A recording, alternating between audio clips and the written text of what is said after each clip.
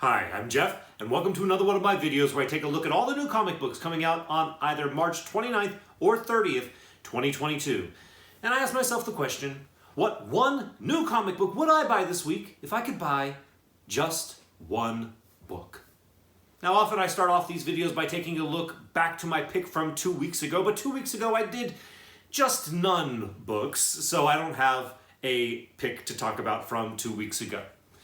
This week, as always, I'm going to be doing my 5 honorable mentions and my pick of the week. But often I tell you about some books that aren't amongst those books that are also on my poll that I'm going to be buying.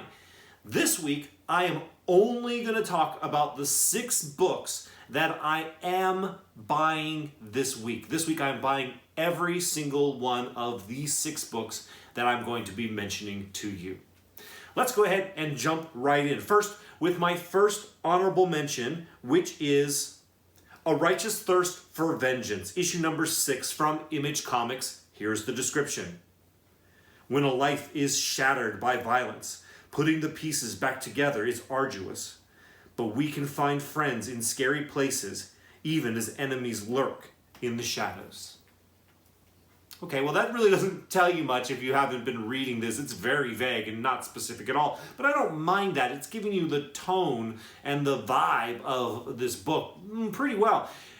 It's a pretty dark and interesting story. I'm really pretty invested in these characters. I mean, it's a crazy world that these characters are living in, and it's been a really great story written by Rick Remender. I actually thought that it was going to be a 6-issue limited series, but it appears to be more than that, and I am not too upset about that. It's a really, really cool and interesting story.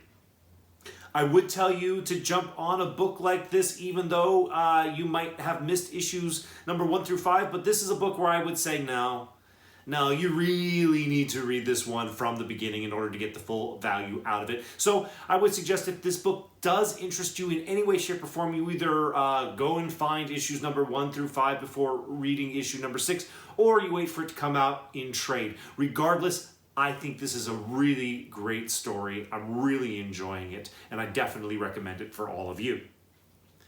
My next honorable mention is Newburn, issue number 5 from Image Comics. Here's the description. Newburn finds himself in his most dangerous position yet, in prison, surrounded by the men he helped put there.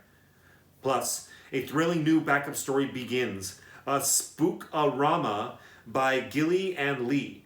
If the cops won't investigate her best friend's murder, can Ronnie solve it herself? Well, this is another interesting one. The description really isn't going to be telling you much unless you have been following the comic. But what I will tell you really quickly is that Newburn is a former cop who works for all the mob families. I forget in what city. But he's an employee of all of them. So if there's... And he has kind of a special respect that he gets from them because he works for all of them. He helps them kind of solve issues that if any one of them tried to solve it themselves, it would probably cause tension between the mob families. So he kind of is a cop for the mob. That's probably actually a decent way to put it. And in this issue, he is going to be in prison around a lot of people that he probably put in there, not only as a cop, but in his profession working for the mob. This has been really, really great as well. And something that's really great about Newburn is basically every single issue is standalone. The story basically has a beginning and a middle and an end for every issue, and they basically clue you in on what's the deal with Newburn in every issue. So if you haven't been reading this book, you can pick this up starting with issue number 5 and see if you like it, see if you enjoy it. I've been really enjoying the character and his circumstances and the individual mysteries that he has been solving in each issue. The outcome has not been obvious or contrived, like unobvious in a way that it's like, well, nobody would have ever thought of that. It's been good stories that I like a lot, and it's written by the impressive Chip Zdarsky, and I like Chip Zdarsky a heck of a lot. He's a really great writer. New Bern is great. I highly recommend it for all of you. The next book I am going to be mentioning to you this week is Hulk, issue number 5 from Marvel Comics. Here's the description. Smastronaut, part 5 of 6. As President Thunderbolt Ross rains down gamma-irradiated hell, Bruce Banner's Starship Hulk experiment faces its toughest field test yet. This time, it might crack under the pressure. Bruce Banner thinks his control over the Hulk is now absolute, but what if he's wrong? Okay, so those of you who have been watching these videos week after week know I've been singing the praises of Hulk. Hulk is a book that I would not expect to be enjoying as much as I am. I am not, generally speaking, much of a Hulk fan. But in the hands of Donny Cates, the over-the-top nature of the character is being reflected in an over-the-top story with over-the-top circumstances, and in this issue fighting an over-the-top character, which is this kind of gamma. This is in an alternate kind of Earth he's in currently. He's going to be fighting a gamma-radiated Peter Parker. So it's like a gigantic gamma-irradiated and powered Spider-Man, but then more spider than man, potentially. It just looks like it's going to be a cool fight and something that's definitely worth checking out. This week is kind of a love letter so far to a lot of my favorite writers, Rick Remender, Chip Zdarsky, Donny Cates. These are all great writers, and like I said, if you're looking for a fun comic book this week, I think this one is going to be one that's going to be worth checking out. And if you haven't been reading Hulk, continuing the trend of mentioning this in this video, could you just pick this up with issue number 5? Probably. But you'd be better off picking it up at issue number 1. Issue number 3, if you could, that might be difficult to find since that book has gained some extra value on the secondary market. But even if you just picked up issue number 4, which you should be able to still find, I probably would recommend reading issue number 4 before reading issue number 5. I think there's some context there that will help you in your reading of issue number 5. And expect us to be talking about issue number 6 in a month's time. The next book I want to mention to you is Amazing Spider-Man, issue number 93 from Marvel Comics. Here's the description. The big finale of Beyond. Spider-Man versus Spider-Man. You may surprise yourself with who you are rooting for. Don't miss the conclusion to one of the most surprising spider stories of the past decade. Okay, so I don't think this is a spoiler to mention this. There is a spoiler I am going to try to avoid, but this first thing I'm going to mention, I don't think it's a spoiler. This has been the fact for a good while now, and I've already mentioned it in my videos. And that is Ben Reilly, Peter Parker's clone, has been operating as Spider-Man as of late in The Amazing Spider-Man. Peter Parker was injured and out of commission, and Ben Reilly was basically recruited by this corporation to be their kind of like superhero for hire, but he was being Spider-Man for the time being. Well, we all knew that was not going to be forever. That's pretty obvious that Ben Reilly was not going to be Spider-Man forever. And it appears that here in Amazing Spider-Man 93, it's going to be the end of... I'm trying to avoid spoilers. It's going to be the end of somebody's reign as Spider-Man. It's going to be the end of Ben Reilly's reign as Spider-Man. We all know that. We all know that. The question is, what is going to become of Ben Reilly after he no longer is repping as Spider-Man? And that is what is legitimately interesting about this book this week. I'm not going to say any more. All I'm going to say is that Ben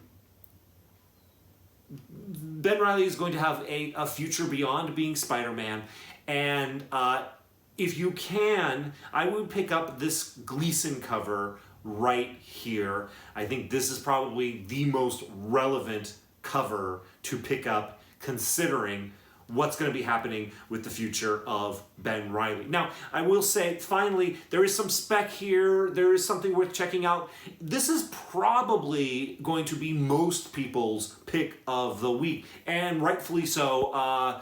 There's something that's going to be significant in the history of Ben Reilly. However, as far as its spec potential is concerned, I mean, things that happen in the MCU drive spec very, very heavily. And it is going to be a long, long time, if ever, that we get to this point in the story of Ben Reilly. So, if you're looking for a book that you think is going to pop in the next 3 to 5 years, this is not going to be that. Could this book have a pop in the next 30 to 40 to 50 years? Maybe. Maybe. I think the MCU is actually going to be around that long. But I do think this is a valuable book. I think this is a book worth checking out this week. And valuable, I say, like valuable in that it's worthy to check out this week. Okay, that's it about this book. Let's move on to my final honorable mention, which is also going to be kicking off the return of a special feature in these videos, and that special feature is Tynan Time. Yes, it is once again Tynan Time. We're going to be talking about 2 books from James Tynan IV this week. This first one is once again my final honorable mention, and the book is DC versus Vampires, issue number 6 of a 12-issue limited series from DC. Here's the description. Batman gets the upper hand on the vampires who have infiltrated the Justice League, but the Vampire King finally reveals himself, and it will be the most jaw-dropping moment of 2022. The shocking best-selling series reaches its blood-drenched halfway point. Okay, as I've mentioned before in these videos when talking about this book, I don't like vampires.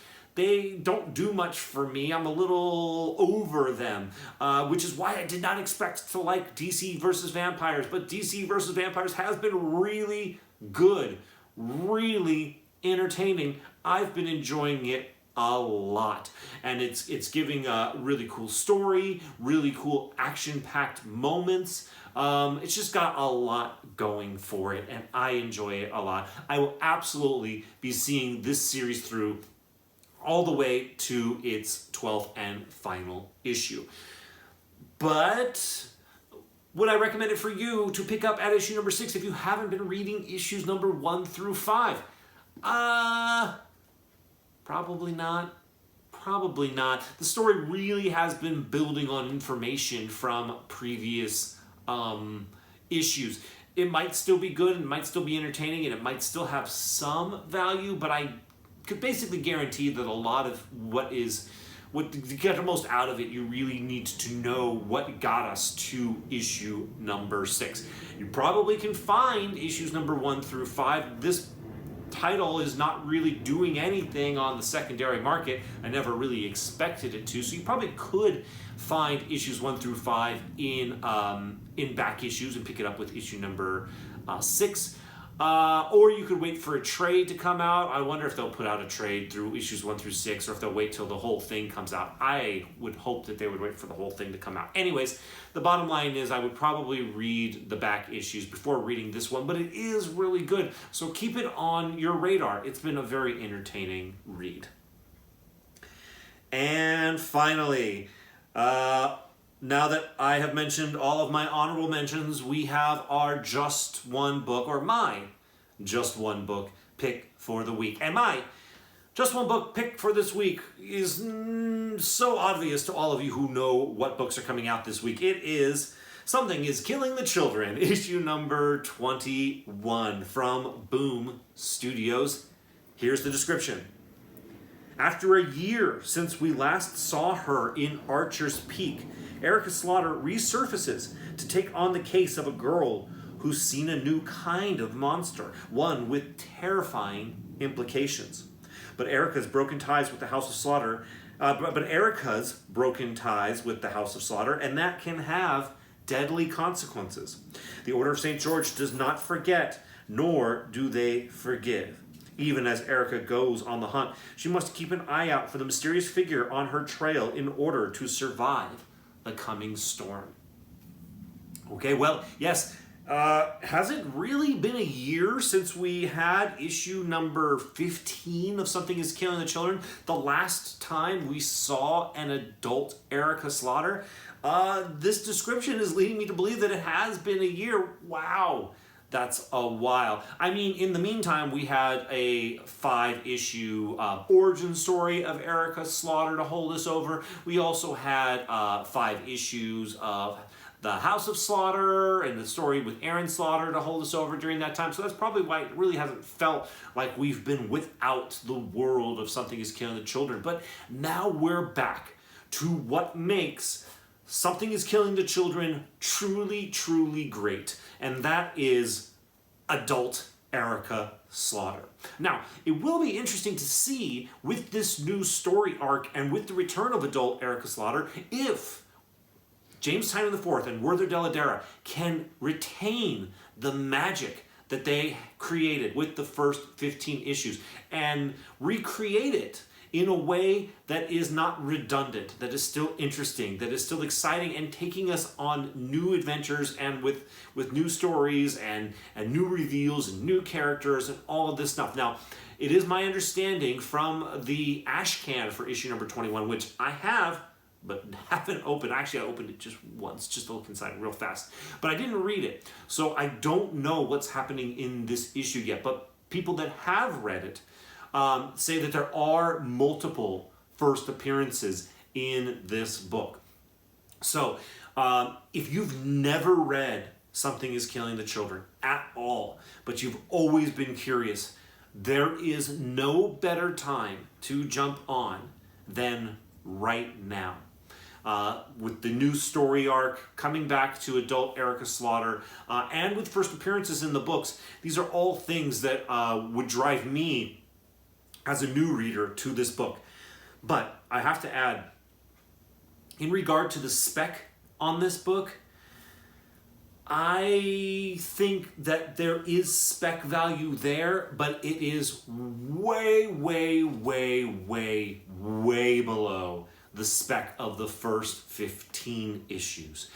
Because this book is as popular as it's ever been, and people are anticipating the return of adult Erica Slaughter. They're anticipating the reveal of new characters, and this book will be ordered and purchased extremely heavily. There were going to be a ton and a ton and a ton of copies of this book out there. In fact, at one point I was going to buy every single copy of the book that I could. The A cover, the B cover with the die cut, the C cover with the die cut, the 1 in 25, the 1 in 50, the 1 in 100, the weird kind of like extra, like they had like an H cover that I don't even want to get into. I was going to get everything, but then I was like, you know what? There's going to be a ton of these out here. So let me just get the ones that are really going to make me happy. So I am going to get the A cover. I'm hoping that I can find a 1 per store, this one right here, for a good price. I have some opportunities at some stores around town that are going to give me right of first refusal, as long as they don't try to gouge me on the price too much. I'm hoping not to spend more than $40 on this, but after the price of the ash can, I'm afraid that people are going to be driving up the price of this. So hopefully I'll get my hands on this. I have also purchased the Frankie's Comics exclusive, this one right here, done by Adam Hughes. I bought it because I think it's really great, and I like Adam Hughes a lot. It comes in 2 different versions, so I picked that up. I also picked up the Michael Dialynis version right here from Tiny Onion Shop, which is James Tynion IV's own online shop. I bought 2 copies of these. They sold out really quickly, so I'm glad that I have 2 copies of this. I think this is going to be a nice wraparound version of it to have. And then finally, probably the coolest version of this issue that I'm going to end up having is this one right here. This is a gold foil virgin cover, art done by Nick. It's either pronounced Robles or Robles. This is an exclusive that comes to members of the Onion Club, who are the top tier subscribers to James Tynion IV's Substack, which, no surprise, I am one of those. This book has been selling for $250, $300, $350, $400 on eBay already. So I'm pretty stoked to have this. And this is just the first of 6 that I'm going to be getting for different titles. But anyways, this is one I'm pretty excited about as well. I just wanted to share all the ones I'm going to be getting, so that's fun. Anyways, this is going to be a cool book. This is going to be an exciting book. It's my favorite comic book out there, and these are all the reasons why. Something is Killing the Children. Issue number 21 is my just one book pick for this week. Okay, that's my list. I put out a video of just 30 seconds earlier this week, which was my kind of dramatic reading of Scotty Young's cover for Wolverine Patch issue number 1. Not very many people are watching it. I thought it was a 30-second video. You guys would be all over it. I invite you to watch it. It's kind of silly and kind of dumb. I have some ideas about how I could make future ones a little bit more dynamic, but check it out if you haven't checked it out already. I'll put the card for it right up here just in case you haven't had a chance to check it out. It's fun, and I don't know, it's silly. And let me know what you think about it. Should I just dump the idea, or should I do more of them? In addition, if you like this video, likes are appreciated by me. If you haven't subscribed already, I invite you to subscribe and hit that notification bell so you don't miss the random stuff I put out from time to time. Thank you all so much for watching this video. I'll see you in the next one.